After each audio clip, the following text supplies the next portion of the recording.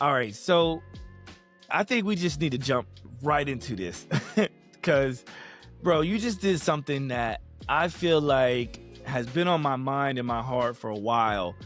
And we've been chatting back and forth on doing some really dope things in the world of health and wellness and fitness. And you actually just did it.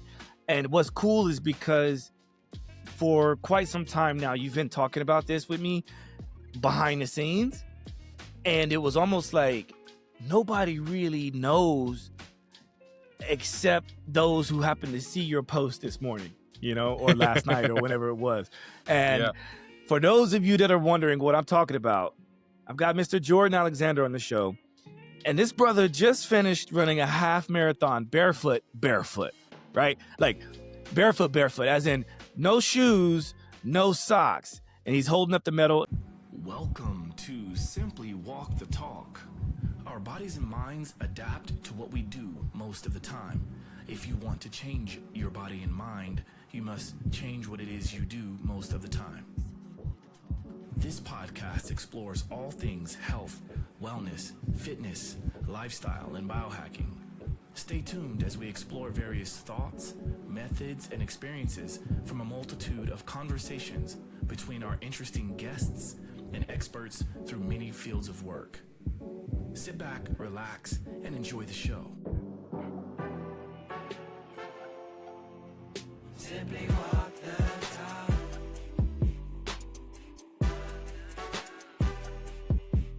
Simply walk the talk.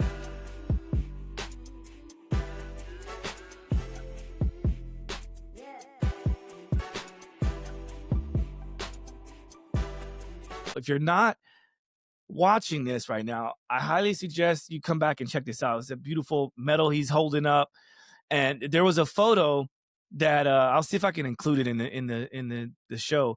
But there was a photo you put up of you holding the medal, I guess, at the finish line with your foot. You see all the dirt at the bottom of your foot, but it's amazing, bro. So let's talk about it, man. How you feeling?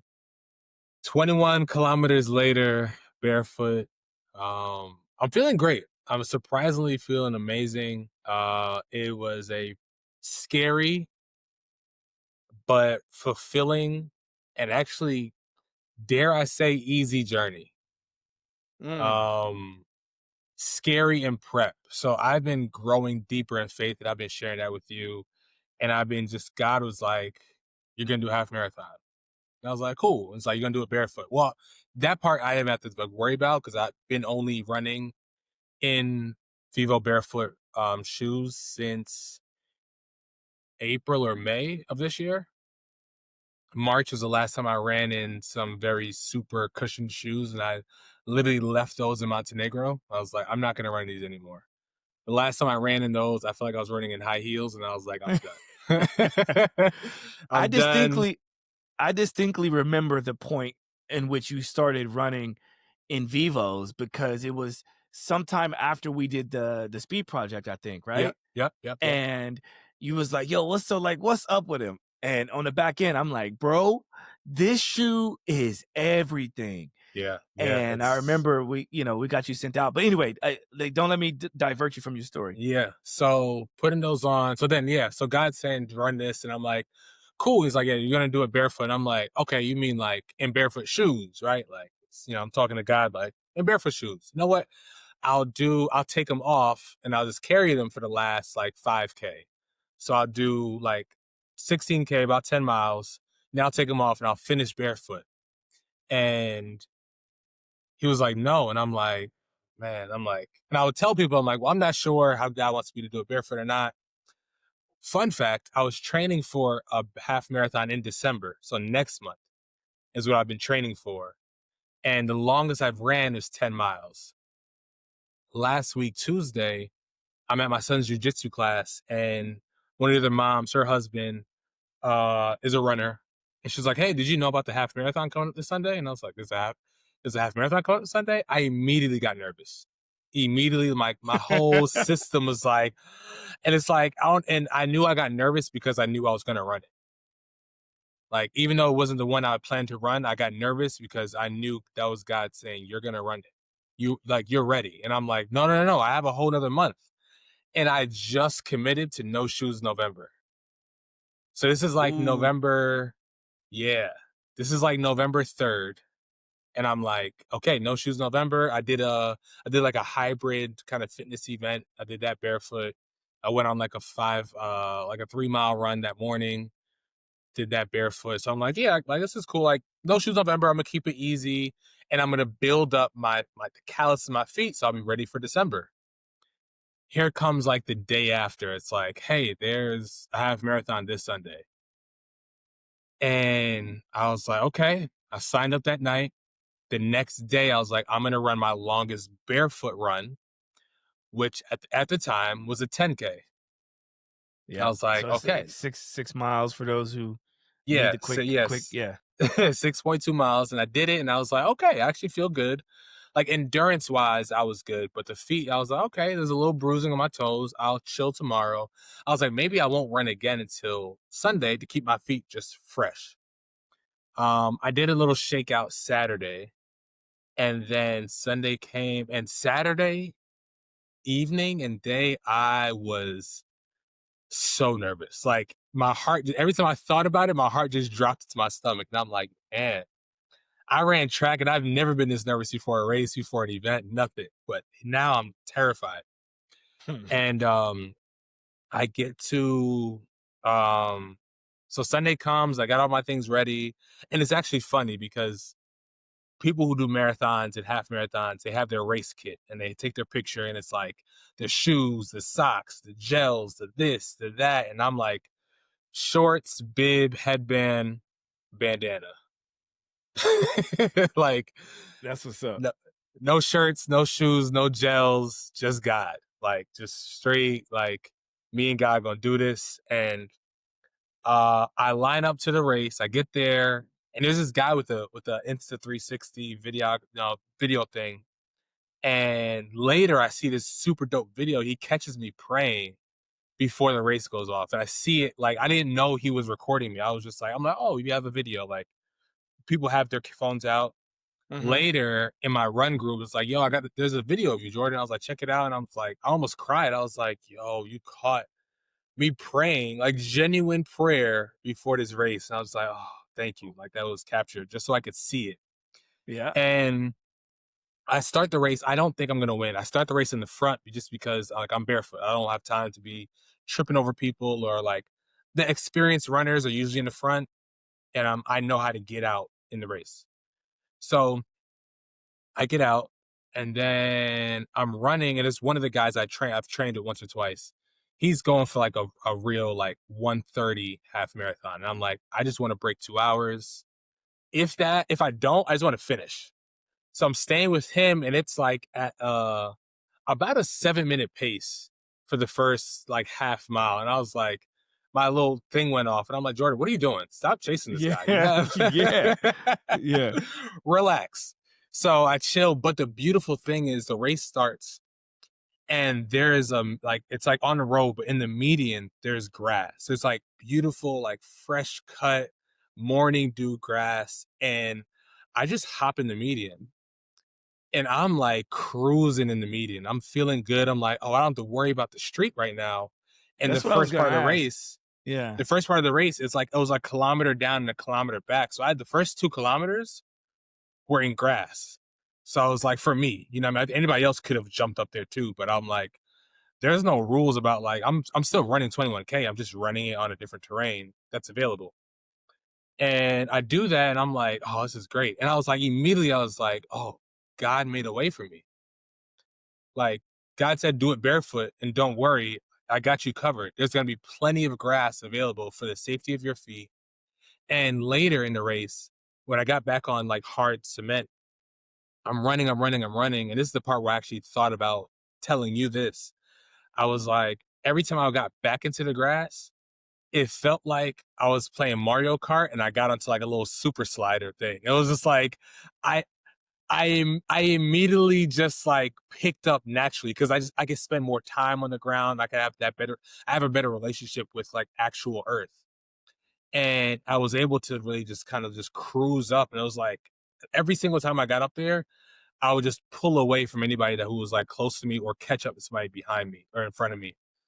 And it was like, and at the same time, feeling better in my feet. So it's like a recovery and a speed boost all at the same time.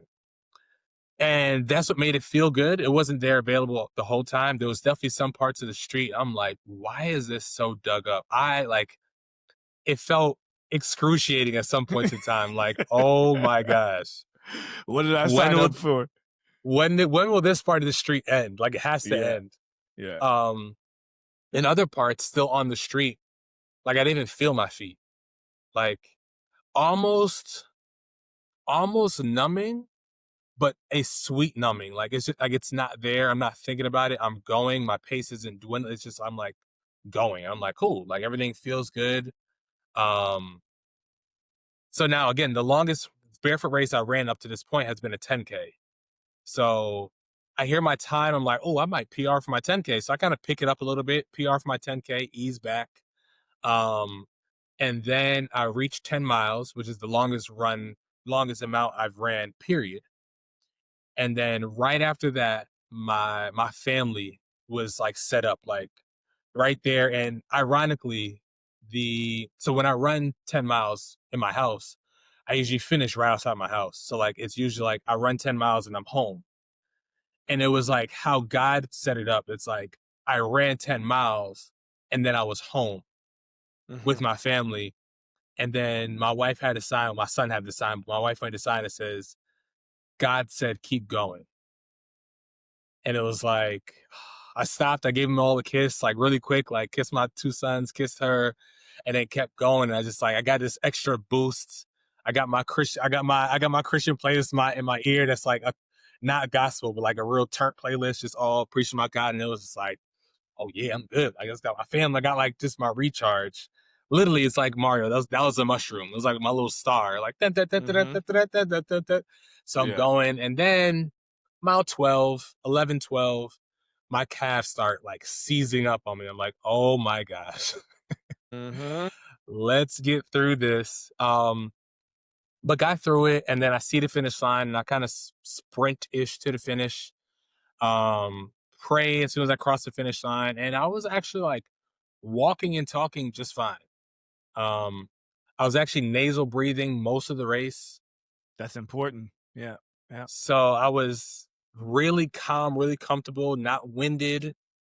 I was proud. I'm like, wow. And I broke 2 hours. So I was like 1:52 was my time. That's impressive. That's impressive. Shoes, no shoes. Like seriously, I think it's something worth talking about more. And congrats to you for getting through it. And I mean, obviously, for people who are watching this show, listening to this show, you might think like, yeah, okay, so what? But I think if you understand at least what I know about Jordan is we try to do the best we can to be role models for the people around us, our community, our family, our friends, our loved ones. And sometimes the best way to do that is to just be the light, to be the guide.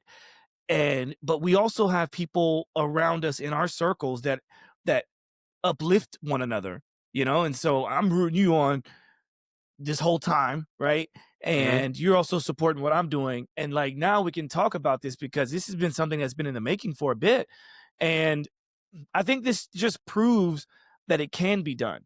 Now, does that mean everyone should go out and work to do a barefooted marathon of any type, or does that mean that you can use this as inspiration, especially when you start to doubt what conventional shoes are actually doing to our bodies, right?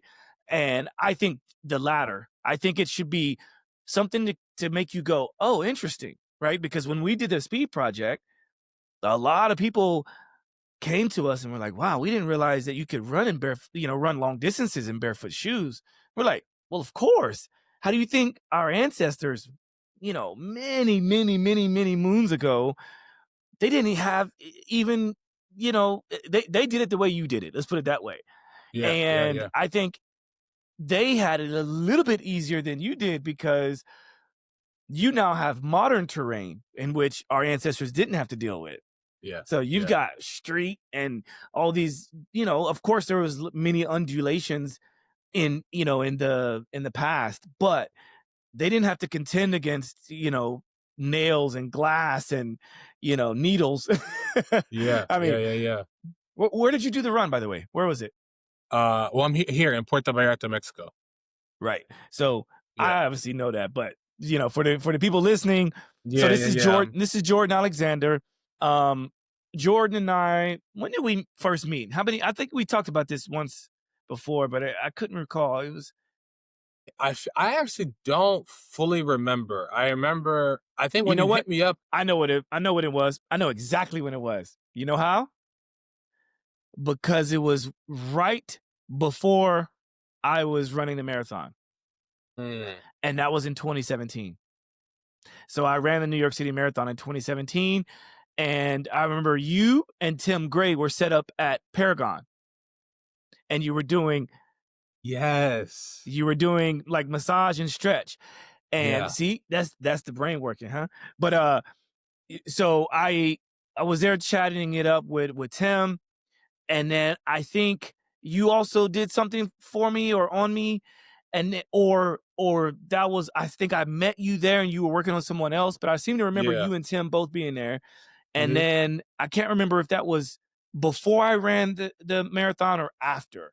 I think it was before. I I think think. I think we said. I remember that day. I remember that weekend. It was definitely a pre-marathon setup, and yeah, because I remember that I didn't know much about New York City setup and like Paragon. I didn't even know anything about Paragon period. And then that weekend, it's a beautiful space when you get to. I was definitely very much a student of Tim's. And Tim is very much, he'll throw you in the fire, throw you in the water, sink or swim. And Yeah. it's just like bodies after bodies being thrown at you. And you learn so fast. I remember that weekend, like just working and loving it. Like, yes, like next person. And knowing that there's a purpose to this. Like, you guys are about to run something I would never think I would even do at this point. Like, years later, they'll even do this.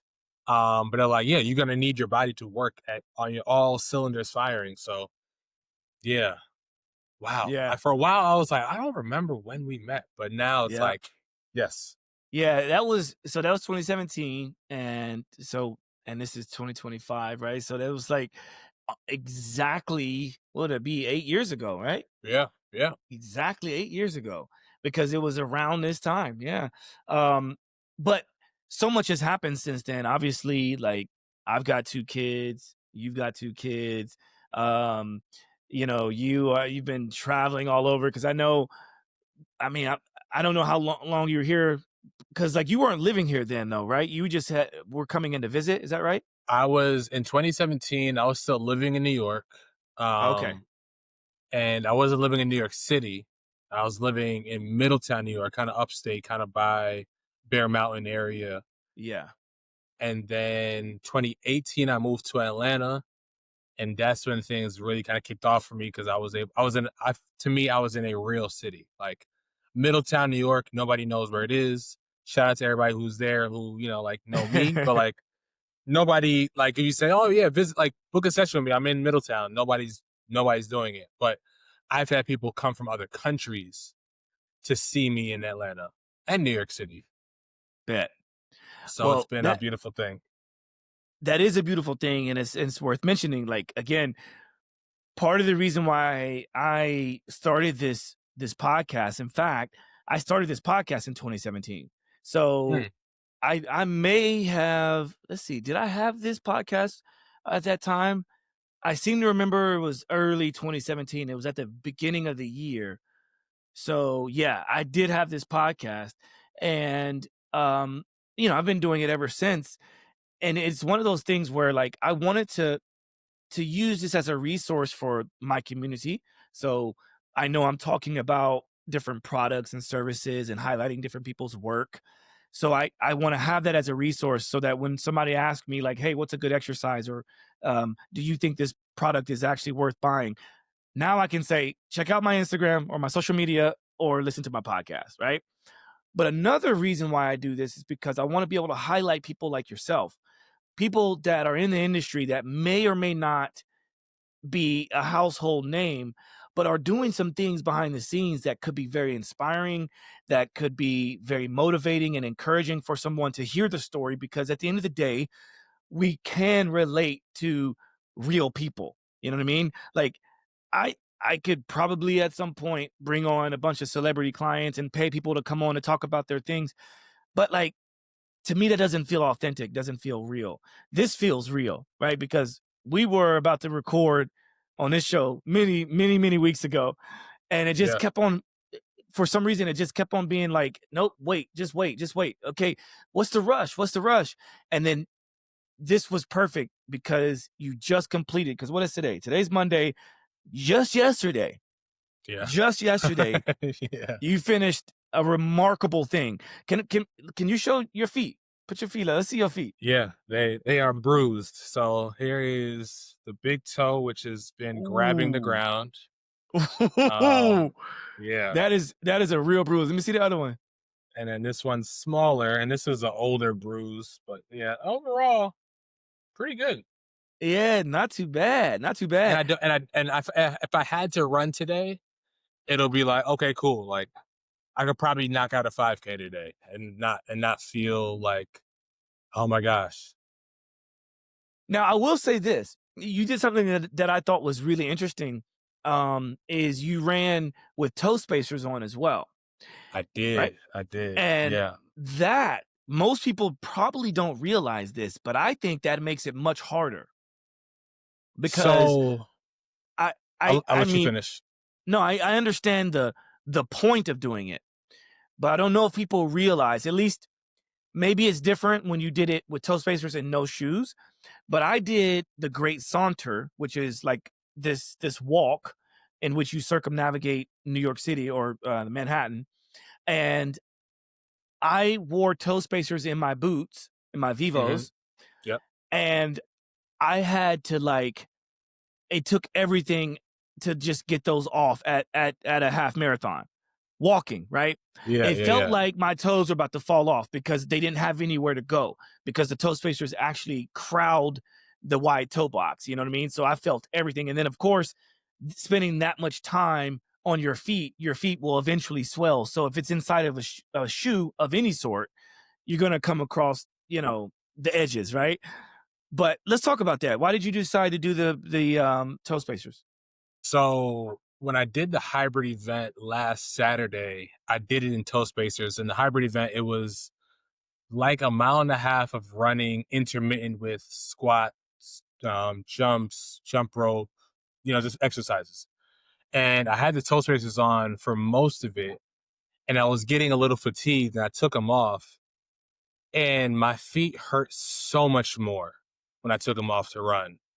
And I was like, man, maybe there's a little barrier that's like protecting my feet just a little from the toe spacers. So I was like, I'm going to run in them. And when I ran the 10K in them, it felt great. Nothing, no issues, no problems. And I was like, yeah, this is what I'm going to do. I'm going to do the 10K in them. I'm going to run with the toe spacers in. And so I also wear I'll wear toe spacers for 4 hours, like throughout the day, just casually, whatever, in my house, doing whatever. Same. I think for some people who don't, your toes can get fatigued with being expanded for so long and working to be in that position for so long.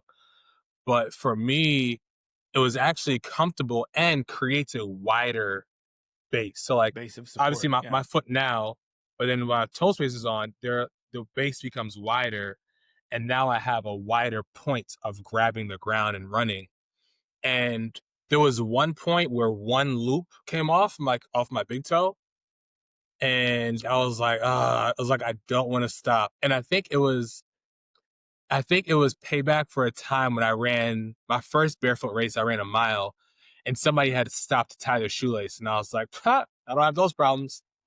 And like, even though it was internal, but it was like, oh yeah, now you have to fix your little toe spacer, huh? Like, Interesting. But yeah. So, but other than that, it was great. I don't think I wonder. I don't think I'm gonna go back. I think I want to try out some other brands of toe spacers. These ones are by the toe spacer mobility. So one of the original ones, and they're cool. They're thick. So they have. I feel like they're thick, and it has a little bit of a slight padding at the bottom. Not really, but yeah, it was good. They felt great. Everybody looked at my feet really weird. To the point you were making earlier about older generations knowing about the barefoot life. Here in Mexico, they're not foreign to the barefoot life. And every like real seasoned old time runner, like it was maybe like 3 of them out there, they gave me like a real heart to heart kudos. Like they saw me and they were like it was like I couldn't hear them. I had my headphones in, but I could see in their faces like you're doing it. Like you're doing it the real way, how we're supposed to do it. That's Almost dope. like they remember when they did it. And it was like, and to your point, like being the light. And then I had a really great conversation with the family. There was a 17-year-old out there that had some super shoe on. And his mom was like, you see? Like he's no shoes. That's how you're supposed to do it. I tried to tell him. And I was like, yeah, the issues with those shoes are their cushion. He was like, it's like, oh, my bones are weak in my feet. And I was like, it's because you need to build more stability in your feet from being barefoot. He was like, I couldn't do it. I was like, listen, just do half a kilometer, which is about 400 meters, one time around the track. Do that in grass. After your run, before your run, just start to build up. No pressure. You don't have to do a half marathon like I'm doing, but like start in grass, start at a slow, easy distance and pace, and grow from there. And just see, and not even grow from there, just see how it feels. And he heard me, but like a 17-year-old athlete, I'm sure he won't do it until 5 or 6 years from now. Well, I think this is a really good point for people who might be, maybe they're interested in like elevating their barefoot game, or maybe they're interested in widening their base of support so that they can have better balance and stability and maybe prevent falls as they get older. We know that these are some of the benefits of being more barefoot or close to being barefoot. Um, but I think you bring up a good point in that we must. I think it's very, very important that we hash on the fact that people have to transition properly, right? And what I do is almost take it a few steps back, um, to what you had mentioned, which is take your shoes off and go barefoot in the grass. I would say just take your shoes and socks off and just walk, right?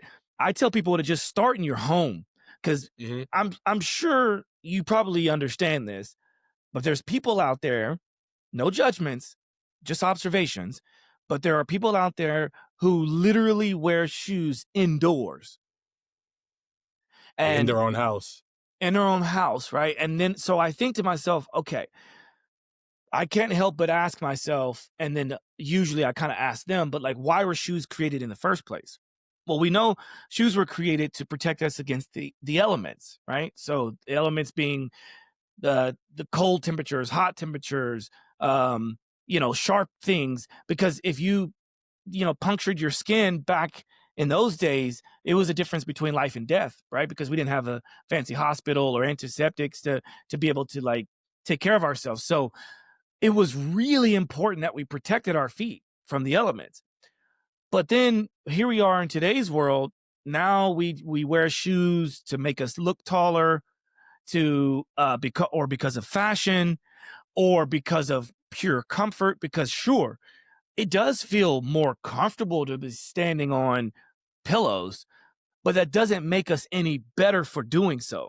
Just like it probably does feel better to eat a pizza or something that is highly addictive, right? But that doesn't mean it's healthy for us. Doesn't mean it's good for us, right? And so I think we should first and foremost ask everyone to take your shoes and socks off in your home environment. Let's start there. Then maybe progress to exercising in your home barefoot. Yeah. That's another good point. Then try to find somewhere outdoors that you're certain doesn't have anything that's going to harm your feet, right? And just try walking, right? Because most of us do that when we go to the beach and we don't even question it. Although there are people who refuse to be on the beach even without shoes, right? So I guess all I'm Yeah. saying is like it would be negligent on both of our parts if we didn't at least talk about that proper transition period. And then from there, have fun with it. Hmm. Yeah, definitely. And I think, and to also share, I got my first pair of Vivos last May of 2024, and wearing those pretty much every single day, and still running in Adidas, um, but still wearing the barefoot shoes. And then getting my second pair when I went to Montenegro, so January of this year. Actually went to the store in London, got the Yeah. whole Oh yeah. family some shoes, and so it was wearing those only. So now, by the time I ran my first race on on a regular day to day basis for a whole year, I've been in barefoot shoes. And prior to this, I've lived a very barefoot life and teaching animal flow, and just even when I'm working doing body work, I'm barefoot. So I was barefoot a lot, but still wearing traditional shoes. Then I switched to barefoot shoes, still running in conventional shoes, then ridding myself of those shoes and going barefoot. And then, so now it's either in barefoot shoes, and for this month, no shoes at all. Um, so there's steps, but it's still actually pretty quick. Like when the 17-year-old asked me, he's like, "How long have you been running barefoot?" I was like, since March." He was like, "March." I Yeah. was like, "It's possible. Like, you don't. It doesn't have to be this super long thing." Also, in March, my longest run was a 5K that I was still slightly terrified of. Mm. Like, Yeah, it really depends on. I'm not surprised that the 17-year-old was shocked by that because it people when you say something like that, they know typically they know how much dedication it takes at doing so. And so the shock comes from like, "Oh, I don't know if I could be that committed to be able to do it in that amount of time." yeah, But I think if we can tell ourselves that like what you're doing just shows that it is possible, then okay, just like Jordan could become, one of the best athletes of all time, we know that there's the capacity to do so, but unless you have his drive, his talent, his God-given talent, his everything that is Michael Jordan, unless you oh, possess I thought that. you were talking about. I thought you were talking about me. I thought, I was like, man, you're so kind. Yeah. But I mean, listen, it's like I just think that it's important to say that we have enough examples in the world to say that we can do certain things. But it doesn't always mean that we have to do that. And it doesn't always mean that we shouldn't do that. It's like we've got Hmm. to find our way. We got to find what works for us. And I love that you found something that works for you. And I definitely don't want to gloss over the fact that, we've talked about how, we met because you were doing an event with Tim, which means you were doing some bodywork stuff. And then you kind of casually talked about doing bodywork here and there. But let's just kind of maybe take a few steps back. And I don't want to belabor it too much, but I want to give people a better sense of who you are, where you come from, how you've gotten to where you are today, and the amazing experiences that you've accrued up into this point in your life. Yeah. Keeping it short and sweet. I love movement. It's been truly the first like love of my life, between dancing, running. I was a track athlete, all the way through college. More of a jumper and a sprinter. Hated distance.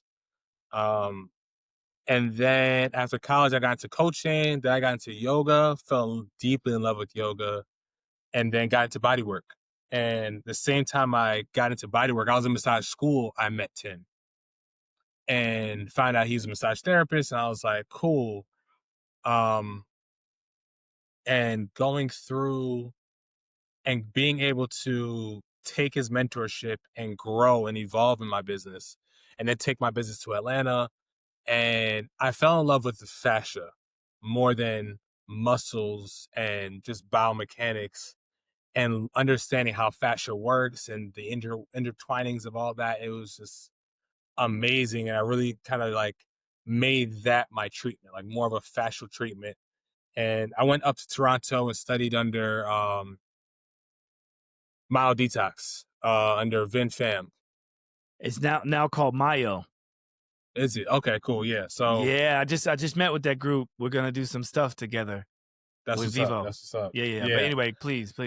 So studied under him, did FST, so kind of combined those two, and those are my sessions, and really loved and obsessed over the body and how it moves. And my motto at the time was more movement, more life.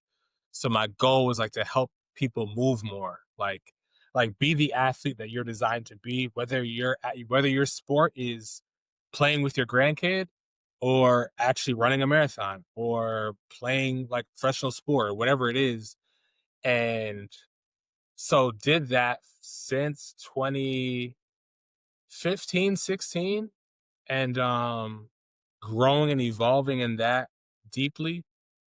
And then being able to teach other people. So I think it was around 2018, somebody was like, "Hey, can you teach me what you know?" And I was like, "Bro, I'm just getting started." He was like, "It's okay. Like I want to learn. Like, you know so much, I want to learn." And I was like, "Cool." And I opened up my first like mentorship program, had 2 students, and then I was like, "Cool." And every month I did it, and I had like 1 student, 3 students, 4. And I was like, "Cool." And meanwhile, I was like building my staff in Atlanta. Poorly managed my business there, so I had to close that down, like the actual storefront space. I remember when you first cut the ribbon and had the little Yeah, party. Yeah, bro. I yeah, remember man. all that. It was such a beautiful time. And so yeah, I've been really obsessing about the body. And then it was probably around it was COVID, when I really fell in love with my feet. And because I was on a run in some very cushioned shoes, and I rolled my ankle on like a loose piece of gravel. And I was like a mile out, and I was like, I now got to limp back. And I had just did a online TFC workshop class, and it was like restoring mobility. And I also took FRC's thing, and FRC's But mobility specialist. by the way, for those that are listening and watching and that aren't familiar with TFC, FRC, TFC is the Foot Collective, and Yes. FRC is what? Functional range conditioning. Functional range conditioning by Yeah, Anatomy yeah, Seminars. yeah, yeah, yeah. So I Not did. everybody knows all these acronyms, by the way. Yeah. Thanks for clearing that up. No worries. But I remember Andrea Spina mentioning, like, when you get injured, you want to introduce full range of motion as soon as possible. So I remember literally going through and like introducing full range of motion to my ankle and doing my ankle circles. And I remember at that point in time, I realized rehab is 24/7. It's not like you go to a physio, you go to a PT, you do your 45 minutes and then that's it. It's like every every free second I had, I was like ankle rotating. I'm like, okay, let me do this. And I was like slowly walking. I was doing everything I could, as much as I could. Um, so let me take this. Um, and I was able to rehab that. And that's when I fell in love with my feet and understanding the power of that. And then fast forward to 2023, I'm living in Belize. We had just moved, and I was refining myself, redeciding what I'm doing. And then we were staying at a hotel. So Belize is a very barefoot life, like a barefoot place. And we were staying at a hotel named Barefoot. And I was like, the Barefoot Movement Club. That's what I'm gonna call it was gonna be an online library. And then later I was like, yo, I should do like a barefoot movement fest, like get all the barefoot nerds together and do this thing. And I started it, but it didn't really grab any ground. That started to work on feet only and really just obsessing over it, watching all the feet videos. But what I realized, I was like, barefoot it wasn't cool. It was like all the nerds know about it. If you're into the body, if you're into that, like, you know about it, but like, why are Jordans still being sold? Why are Adidas Ultra Boost and Nike Vapor Flies and Alpha, whatever their Alpha Flies, why are these shoes still cool? Is like, because Barefoot's not lit. And I was like, I want to make Barefoot lit. Mm. And it wasn't until this year that, God just dropped in my heart to do something that hasn't been done yet. And I was like, wait, it hasn't been done? Like, I heard it in my head and I was like, that hasn't been done? And it's something that obviously, I've been working on is the Barefoot games. And That's right. That's right. This and is the this is the big reveal. I mean, obviously there will be a lot more to come, but I think well, this is one of the reasons why I wanted to have you on. Obviously, to talk about the Barefoot half marathon, but then I know that there's a lot of things that eventually, as it gets more worked through and more worked out, will come to fruition. But before we touch on that real quick, I wanted Mhm. to go over something that I think is important for people to understand, because when you were talking about you rolled your ankle, and I forget the gentleman's name, but he told you to introduce more movement instead of less movement, right? That is the most people would probably kind of think, wait a minute. I thought we were supposed to use the RICE acronym, which is like, what is it, like rest and incline and compress and And elevate or something like elevation. that, right? Yeah. Yeah. What is the I? I forgot what the I was. It's It, ice. ice. That's right. So check this out. So here's something that I came across, and I feel like this is going to be something that most people maybe have not heard of, but it's this concept of rice versus meat. So peep this. I got it shared up on the screen here.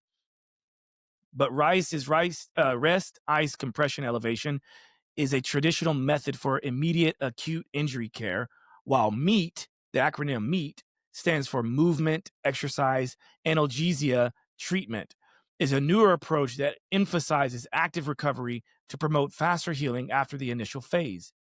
MEAT is generally recommended for after the first few days to encourage blood flow and prevent stiffness, and can be used in conjunction with Rice's initial management phase.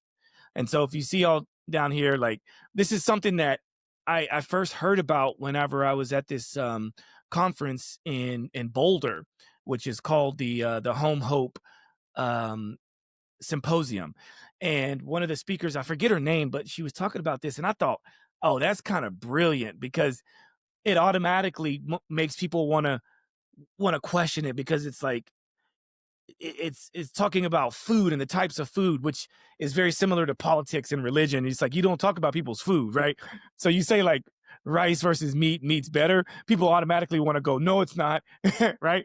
But if Yeah. you understand what's behind it, that's why I wanted to share that, because it's essentially this concept of what you went through, and you saw that eventually that made you into a more all around better coach, I guess, right? Well, yeah, definitely. Like, going through the experience helps me with anybody who's going through an injury to, like, okay, cool.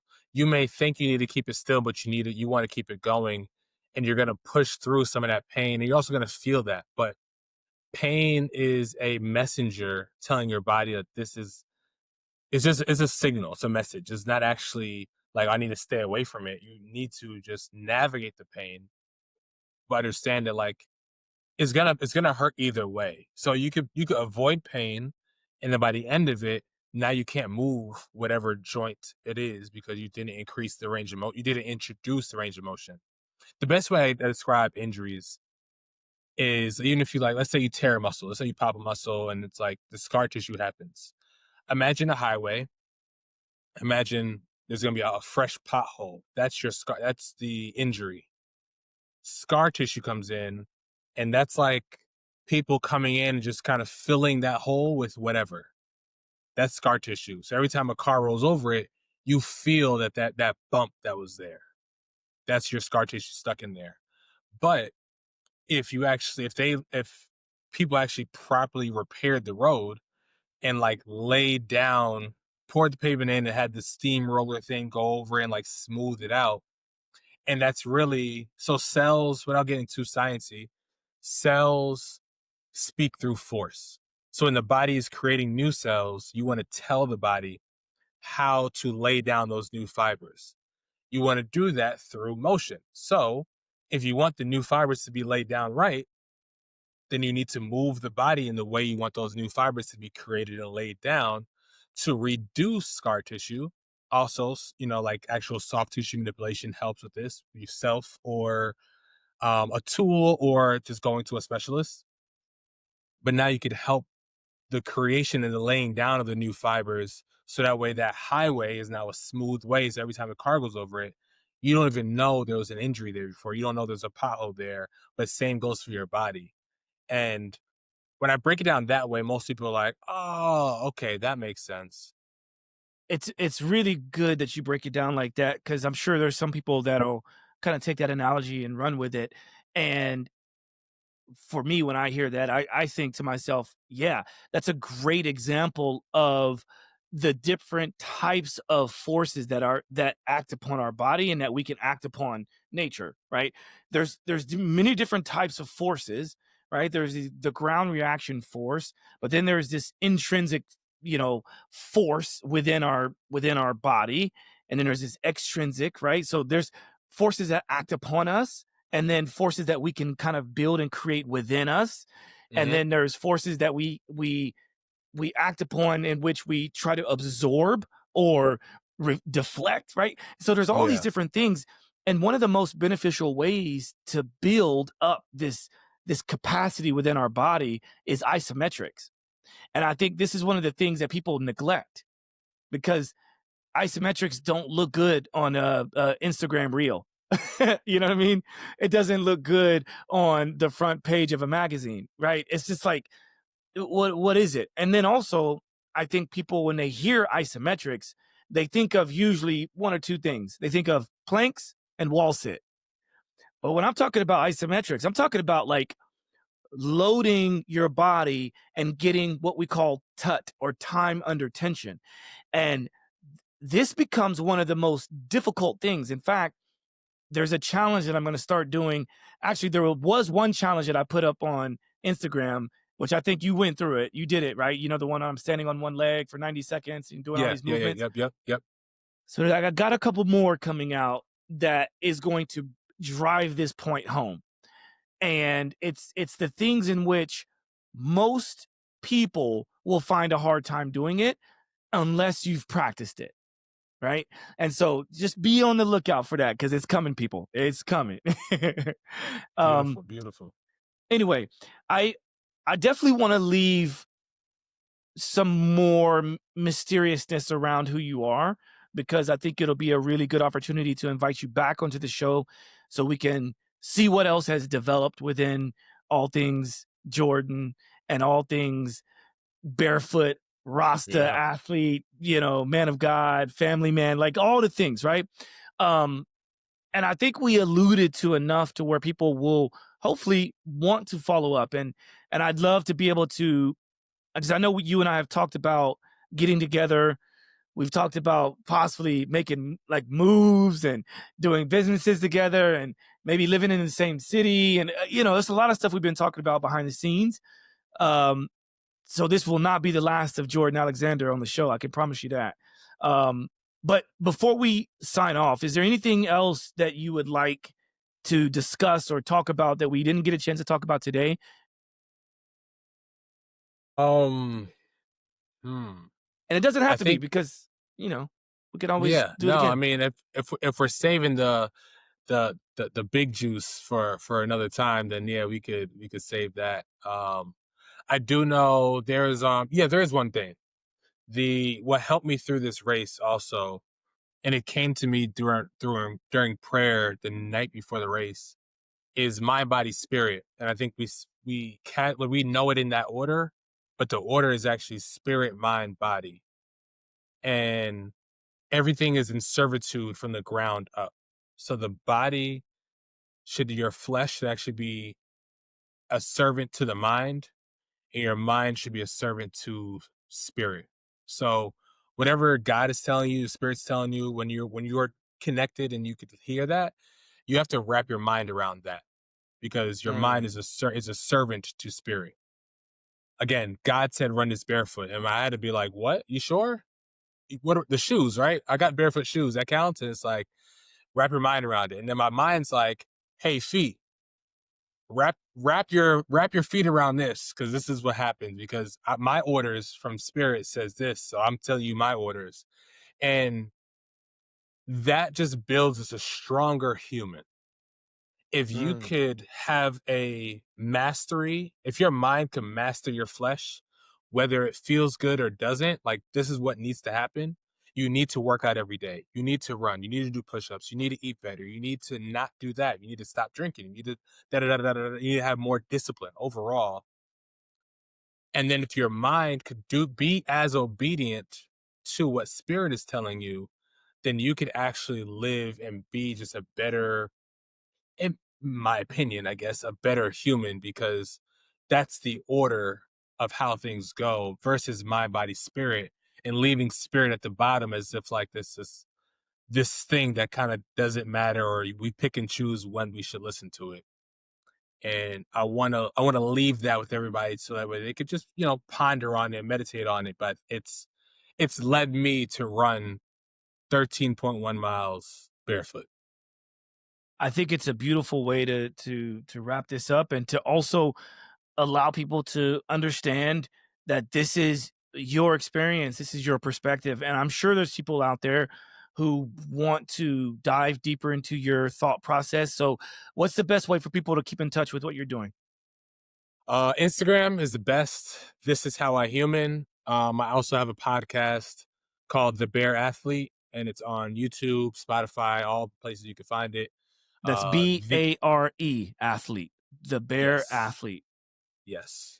And I'm there talking about all things bare. So not mostly barefoot, but like just bare, raw, like it's as it is. I get it. I'm with it. There it is. All right. Well, listen, Jordan, I appreciate your time. Again, congratulations on an amazing accomplishment you've just gone through. Rest up, heal up, and keep doing your thing. And I look forward to whatever else is on the horizon. So thanks for your time. Many more and for those of you that are watching and listening, thanks for the support. If you are curious about what else Jordan's up to or anything we might be doing together, let us know, because hopefully he and I will be in a city near you soon, in which we will do some sort of experience. And we'll just leave it like that. Okay? And until next time, peace. Peace. Walk the talk, talking facts. Move like me, but I move a little fast. Make my move, here to last. Fasten these seatbelts, I'm coming past. Take care of me, longevity. Hack my biology, better believe. Walking the talk, soul, mind, and body connected. Better come give us a listen. Better come give us a minute or two. Open the box up, we giving you tools. Giving your engine the fuel that it needs. Breathing into it, it's autoimmune. Make a connection, we're stronger in two. Making us one of a kind of a few. Work on the mind, but show me your moves. If you do what you say, you know what to do. Yeah. Simply walk the